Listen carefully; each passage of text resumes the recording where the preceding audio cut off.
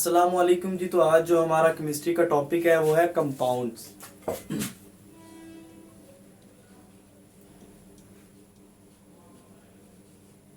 So what are compounds? Compounds क्या है? Basically compounds are substance. Substance की categories में हमने इसको पढ़ा था। Compounds are substance. अब कौन से सब्सटेंस? ऐसे सब्सटेंस जो एक, दो या दो से ज्यादा एलिमेंट से मिलकर बने हो, formed by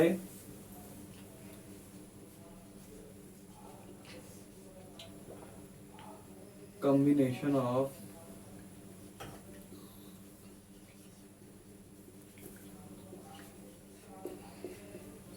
two or more elements। दो या दो से ज्यादा एलिमेंट्स जब मिलेंगे तो क्या बनेगा? कंपाउंड्स। बट इसके लिए शर्त क्या है? सबसे पहली शर्त कि ये कंबाइन कैसे हो? केमिकली। और दूसरी शर्त क्या है?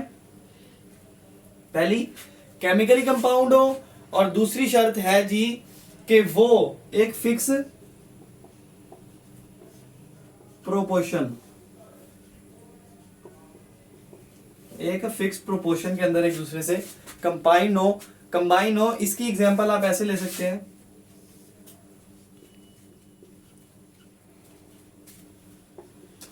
फॉर एग्जांपल H2O, वाटर, ये किस किस चीज से मिलकर बना? Hydrogen plus oxygen. अब केमिकली कैसे कंबाइन हुए? केमिकली कंबाइन होने का ये मतलब है कि हाइड्रोजन और ऑक्सीजन एक दूसरे के साथ मिले। कंबाइन होने से पहले इन दोनों की प्रॉपर्टीज अपनी अपनी थी कि ये अपनी मुख्तलिफ प्रॉपर्टीज रखते थे, बट जब ये कंबाइन हो गए तो इनकी खसूसियात मुकम्मल तौर पर चेंज हो गई। अब इनकी बात कर लेते हैं फिक्स प्रोपोर्शन की। दूसरी बात की कि फिक्स प्रोपोर्शन के अंदर आता है जैसे कि हाइड्रोजन का एटॉमिक मास 1, और कितने इसके मॉलिक्यूल्स हैं? एटम्स 2। ऑक्सीजन के कितने? 16 atomic mass. 2 multiplied by 1, 2 plus 16। और अगर आप इनको एक फिक्स रेशो के अंदर ले लें तो ये क्या हो जाएगा? 2 1s are 2, 2 8s are। सो उनकी फिक्स रेशो क्या आई? 1:8। यानी कि हमेशा ये किस रेशो में होने चाहिए? 1:8 की रेशो में होने चाहिए। हम दूसरी एग्जांपल ले लेते हैं, सिंपल सी, कार्बन और ऑक्सीजन के मिलने की। कैसे बना? CO2।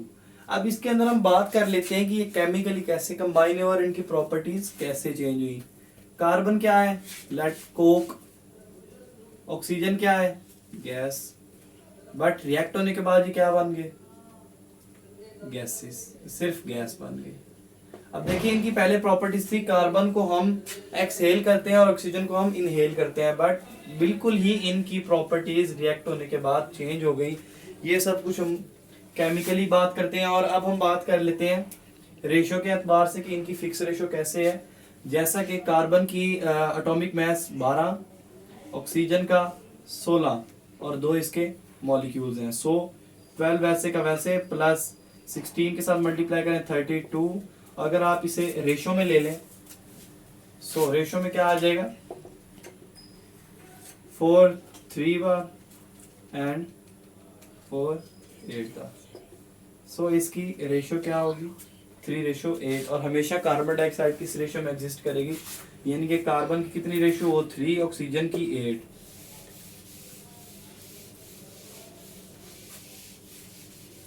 लेते हैं कंपाउंड्स की टाइप्स की। सबसे पहली टाइप है आयनिक कंपाउंड्स।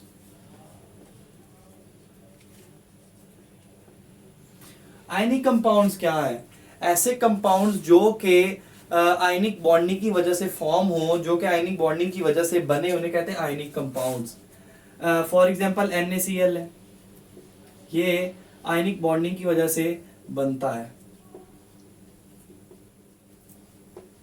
और तो इसे क्या कहेंगे? Ionic compound.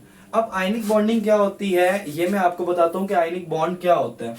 अब आयनिक बॉन्ड ये होता है कि फॉर एग्जांपल Na है, इसके पास एक इलेक्ट्रॉन फ्री पड़ा है, और इधर से क्लोरीन है, इसके पास 7 इलेक्ट्रॉन्स है, इसे एक इलेक्ट्रॉन चाहिए, तो ये सोडियम इसे अपना एक इलेक्ट्रॉन कंप्लीटली ट्रांसफर कर देगा। तो जो कंप्लीट इलेक्ट्रॉन की ट्रांसफरिंग होती है उसे हम कहते हैं आयनिक बॉन्डिंग। सो इसके अंदर आप पढ़ ली हमने आयनिक बॉन्डिंग क्या होती है। सो इनकी हम प्रॉपर्टीज पढ़ लेते हैं कि आयनिक बॉन्डिंग क्या होती है। ये कभी भी मॉलिक्यूलर फॉर्म में एग्जिस्ट नहीं करती। ये हमने NaCl को लिखा, ये एक फॉर्मूला यूनिट है। सो इसके बाद हम ये होते हैं, ये फॉर्म करते हैं 3 डायमेंशनल स्ट्रक्चर के लिहाज से। 3 डायमेंशनल क्रिस्टल लैटिस का क्या मतलब है, जो मेन बात समझने की है। डायमेंशनल क्रिस्टल लैटिस का मेन मतलब ये है कि जो ऑपोजिट चार्जेस होती हैं उन्होंने एक दूसरे को घेरा होता है। जैसे कि यहाँ पर प्लस है तो यहाँ माइनस, अगर प्लस है तो यहाँ पर हम सामने माइनस, यहाँ माइनस है यहाँ प्लस, इसके नीचे क्या है minus plus minus plus plus minus. अब ये जो ऑपोजिट चार्जेस ने एक दूसरे को घेरा ना, इसकी वजह से क्या होगा, इसकी वजह से मेन जो यहाँ पर होगी बात वो ये होगी कि इनके अंदर जो आपस में जो बॉन्डिंग है वो बहुत ज्यादा स्ट्रांग हो जाएगी, बॉन्डिंग स्ट्रांग हो जाएगी, जिसकी वजह से मेल्टिंग पॉइंट और बॉइलिंग पॉइंट बहुत ज्यादा हाई हो जाएगा। अब मेल्टिंग पॉइंट और बॉइलिंग पॉइंट क्यों हाई हो जाएगा, बॉन्डिंग स्ट्रांग होने की वजह से। अब जितना ज्यादा कोई भी मॉलिक्यूल एक दूसरे के साथ, कोई भी एलिमेंट्स एक दूसरे के साथ अटैच होंगे स्ट्रांगली, उतनी ही ज्यादा हीट चाहिए होगी उन्हें बॉईल करने के लिए या उन्हें मेल्ट करने के लिए। सो हियर अब हमने आयनिक कंपाउंड्स का टॉपिक कंप्लीट कर लिया, तो अब हम पढ़ते हैं कोवलेंट कंपाउंड्स। अब जिस तरह हमने आयनिक कंपाउंड्स के नाम से हमें पता चल रहा था कि ऐसे कंपाउंड्स जो कि आयनिक बॉन्डिंग की वजह से फॉर्म होने कहते हैं आयनिक कंपाउंड्स, और ऐसे कंपाउंड्स जो कि कोवलेंट बॉन्डिंग की वजह से हो उन्हें कहते हैं कोवलेंट कंपाउंड्स। अब कोवलेंट कंपाउंड्स कैसे बनते हैं, कोवलेंट बॉन्डिंग क्या होती है, कोवलेंट बॉन्ड कैसे बनता है, वो मैं आपको बताता हूं। जैसे कि कोई ले लें CH4।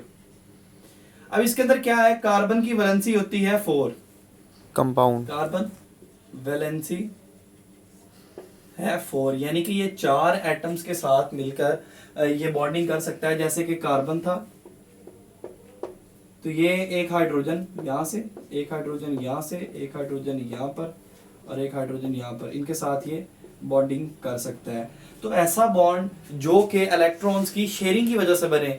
यहाँ पर याद रहे कि इलेक्ट्रॉन्स की कंप्लीट ट्रांसफर नहीं होगी, जैसे कि हाइड्रोजन को एक चाहिए था इलेक्ट्रॉन और इनको भी इलेक्ट्रॉन चाहिए था। तो जो ऐसे कंपाउंड्स बनेंगे सिर्फ शेयरिंग की वजह से उन्हें कहेंगे कोवलेंट कंपाउंड्स।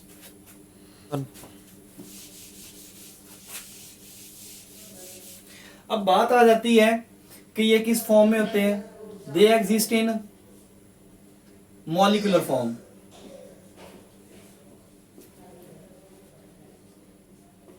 ये मॉलिक्यूलर फॉर्म में हमेशा एग्जिस्ट करेंगे। दूसरा, इनका यूनिट, इनका फार्मूला होगा molecular formula. Molecular formula CH4 का ATC, इस तरह के जितने भी कंपाउंड्स है जो इलेक्ट्रॉन्स की शेयरिंग की वजह से बनेंगे। वो हमारा जो टॉपिक है वो है मिक्सचर। सब्सटेंस हमने पढ़ लिया, अब बात है मिक्सचर की। व्हाट इज मिक्सचर, के मिक्सचर क्या है। अब mixture impure form of matter is called mixture। impure जो मैटर होगा उसे हम कहेंगे मिक्सचर। अब मिक्सचर बनेगा कैसे, मिक्सचर बनता कैसे है, ये भी सेम वैसे ही जैसे सब्सटेंस बने थे, लेकिन मिक्सचर बनेगा इस तरह कि व्हेन 2 और मोर एलिमेंट्स या कंपाउंड्स, 2 और मोर एलिमेंट्स या कंपाउंड्स जब मिलेंगे, लेकिन in not without any fix ratio, अंदर फिक्स रेशियो नहीं होगी।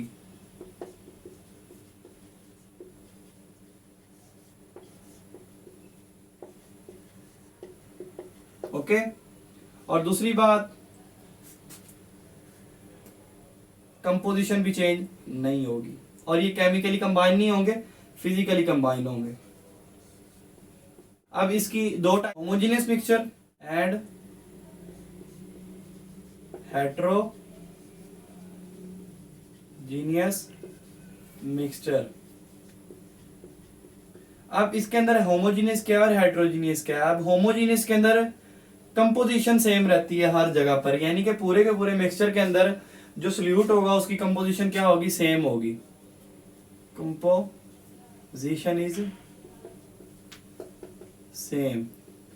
अब जैसे कि आप एग्जांपल ले लें आइसक्रीम की, या आप एग्जांपल ले लें पानी के अंदर इंक के ड्रॉप की, क्योंकि जब आप पानी के अंदर इंक का ड्रॉप डालेंगे तो वो पूरे के पूरे पानी के अंदर उस इंक की जो कंपोजिशन होगी, जो सोल्यूट की कंपोजिशन होगी वो सेम होगी। बट जो आपके हेट्रोजीनियस के मिक्सचर्स हैं इसके अंदर नो कंपोजिशन सेम, कोई कंपोजिशन सेम नहीं होगी। इसके अंदर आप एग्जांपल ले सकते हैं सॉइल की कहीं पर भी उसकी जो कंपोजिशन है वो सेम। जी आपके चैप्टर नंबर 1 के अंदर इम्पोर्टेंट 3 जो लॉन्ग क्वेश्चन है वो ये है, difference between mixture and compounds. Mixture और कंपाउंड के अंदर मेन डिफरेंस, इसके 6 पॉइंट्स हैं। ये तकरीबन काफ़ी मरतबा बोर्ड के इम्तहानात में लॉन्ग क्वेश्चन आ चुका है, और इस दफ़ा भी इम्कानात हैं कि इंशाल्लाह ये लॉन्ग क्वेश्चन आ जाए। अब सबसे पहले जो इनके अंदर डिफरेंस है कंपाउंड के अंदर और मिक्सचर के अंदर वो ये है, कंपाउंड्स आर केमिकली कंबाइंड। जो कंपाउंड्स होते हैं ये केमिकली कंबाइंड होते हैं, मतलब कि इनकी जो प्रॉपर्टीज होती हैं वो रिएक्ट होने के बाद चेंज हो जाती हैं, वो एक दूसरे के साथ बहुत ही स्ट्रांगली बॉन्ड बना लेते हैं। अब दूसरी बात, ये मिक्सचर फिजिकली कंबाइन होते हैं, यानी कि ये सिर्फ फिजिकली कंबाइन होते हैं, कोई ज्यादा स्ट्रॉन्ग बॉन्डिंग इनके अंदर नहीं होती। अब इसके अंदर रिएक्टेंट लूज प्रॉपर्टी, इसके अंदर जो रिएक्टेंट्स होते हैं, जिस तरह आपको मैंने बताया था प्रीवियस लेक्चर में कि H2 प्लस O, ये जब मिलेंगे तो H2O बनेगा, मतलब कि हाइड्रोजन की और प्रॉपर्टी थी, ऑक्सीजन की और प्रॉपर्टी थी, बट जब ये रिएक्ट हुए तो इनकी प्रॉपर्टी बिल्कुल ही दोनों की चेंज हो गई। ना हाइड्रोजन की वो प्रॉपर्टी रही, ना ऑक्सीजन की वो प्रॉपर्टी रही, प्रॉपर्टी चेंज हो गई। बट जिस तरह हम मिक्सचर की बात करेंगे, इसके अंदर जो होंगे रिएक्टेंट्स होंगे वो अपनी प्रॉपर्टीज को बहाल रखेंगे, यानी कि उनकी प्रॉपर्टी वही रहेगी, वो चेंज नहीं होगी। जैसा कि आप इसके अंदर एग्जांपल ले लें, इंक प्लस H2O वाटर, तो इंक और H2O जब ये एक दूसरे के साथ मिलेंगे, या आप एग्जांपल ले लें साल्ट और वाटर की, कि आप नमक को पानी के अंदर मिक्स कर दें और जब आप पानी को हीट करेंगे नमक वहीं रह जाएगा, पानी उड़ जाएगा। आप उन दोनों को सेपरेट भी कर सकते हैं और उन दोनों की प्रॉपर्टीज भी सेम रहेगी। साल्ट नमकीन होता है, पानी भी नमकीन रहेगा, और प्रॉपर्टीज जो पानी की है ये वो लिक्विड है, वो लिक्विड ही रहेगा। सो अब इसके अंदर बात कर लेते हैं कंपाउंड्स में। कंपाउंड्स के अंदर हमेशा रेशो फिक्स होगी, जैसे कि हाइड्रोजन की यहाँ पर क्या रेशो है, हमने पहले भी पढ़ी है 2:8, ठीक है, तो इसकी हमेशा रेशो यही रहेगी। तो इसके अंदर रेशो हमेशा फिक्स नहीं होगी, रेशो के बगैर ही आप वो रिएक्शन करवाएंगे। अब इसके अंदर कंपोनेंट्स, जो कंपोनेंट्स है जिस तरह हाइड्रोजन और ऑक्सीजन है, ये मिलकर H2O बना दिया, तो इसके अंदर कंपोनेंट्स उन्हें कहते हैं जो रिएक्ट हुए, रिएक्टेंट्स को ही कंपोनेंट्स कहते हैं। अब जैसा कि हाइड्रोजन और ऑक्सीजन ये मिलकर क्या बना दिया, पानी H2O। अब आप इनके कंपोनेंट्स को अलग अलग नहीं कर सकते। कंपाउंड्स होंगे इनके अंदर हमेशा होमोजीनियस करैक्टर पाया जाएगा, और जो मिक्सचर होंगे इनके अंदर हमेशा हेट्रोजीनियस या होमोजीनियस, दोनों में से कोई भी हो सकता है। तो अब देखिए इनके अंदर आपको पता होगा कि बॉन्डिंग बहुत ज्यादा स्ट्रॉन्ग थी। सो इनके अंदर जो मेल्टिंग या बॉइलिंग पॉइंट होता है वो बहुत ज्यादा हाई होता है, और इसके अंदर कोई फिक्स मेल्टिंग या बॉइलिंग पॉइंट नहीं होता। ये सवाल बोर्ड के पॉइंट ऑफ व्यू से बहुत ज्यादा इंपॉर्टेंट है। तो यह आज का हमारा लेक्चर है, अगले लेक्चर में हम मिलेंगे इंशाल्लाह।